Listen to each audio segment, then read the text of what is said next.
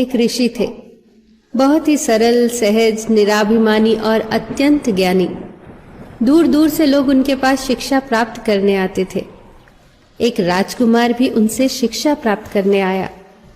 राजकुमार ने बहुत मन लगाकर ज्ञान अर्जन किया। एक दिन ऋषि ने उस राजकुमार से कहा, जाओ वत्स, अब तुम्हारी शिक्षा पूर्ण हुई। अब इस शिक्षा का उपयोग करके तुम अपना और दूसरों का जीवन बेहतर बनाओ। राजकुमार ने जब उन्हें गुरु दक्षिणा देनी चाही तो गुरु ने कहा, अगर तुम मुझे गुरु दक्षिणा देना ही चाहते हो तो वह चीज लाओ जो पूर्णतः व्यर्थ हो। इस पर राजकुमार ने मन ही मन सोचा, गुरु अगर मांगते तो मैं उन्हें कुछ भी दे सकता था।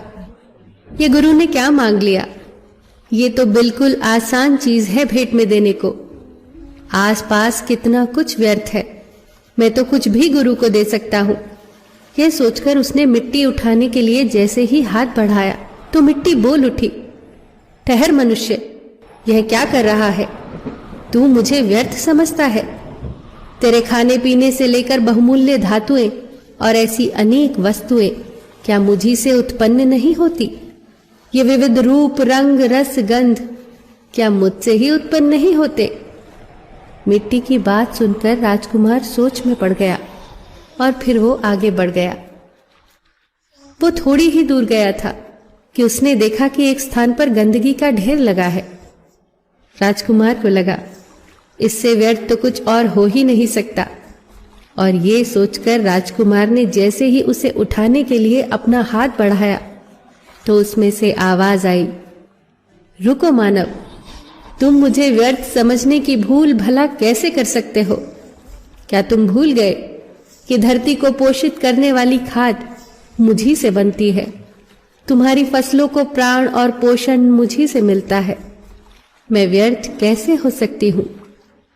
युवक अब सोच में पड़ गया और मन ही मन मुस्कुराने लगा। गुरु का दिया हुआ आखिरी सबक अब उसे समझ आ चुका था कि व्यर्थ और तुच्छ तो वह है जो दूसरों को व्यर्थ और तुच्छ समझता है, और वह अहंकार के सिवा और क्या हो सकता है। राजकुमार तत्काल ही ऋषि के पास जाकर बोले, गुरुवर, मैं अपना अहंकार आपके चरणों में रखता हूं। आप मुझे आशीर्वाद दीजिए कि आपके द्वारा प्राप्त ज्ञान को मैं प्रजा की सेवा में लगा सकूं। गुरु बहुत प्रसन्न हुए क्योंकि उनके शिष्य की शिक्षा अब सही मायनों में सार्थक हो चुकी थी।